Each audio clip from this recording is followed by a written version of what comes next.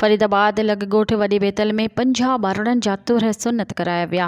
चांडिया इतिहाद Pakistan welfare पारां तक़रीब मुनक़द थी। तक़रीब में चांडिया बिरादरी जो नवाब ॾातल ख़ान चांडियो, पाकिस्तान चांडिया इतिहाद पाकिस्तान जे चेयरमैन अब्दुल मालिक चांडियो, ज़मीर हुसैन चांडियो, माजिद हुसैन चांडियो ऐं ॿियनि वॾी तादाद में तक़रीब में शिरकत कई। इन मौक़े ते मीर दाता ख़ान चांडियो चेयरमैन अब्दुल मालिक चांडियो तक़रीब ख़िताब कंदे चयो त असां ग़रीब मिसकिन पुरियत माण्हुनि जे ॿारड़नि जा तुहरे सुन्नत असां पंहिंजे ख़र्च ते कराया आहिनि। असां ग़रीब मिसकिन बेसहारा माण्हुनि जी ख़िदमत करणु चाहियूं था। हुन चयो त चांडिया बिरादरी पाण में नफ़रतूं ख़तमु करे इंसान ज़ात जी ख़िदमत कनि।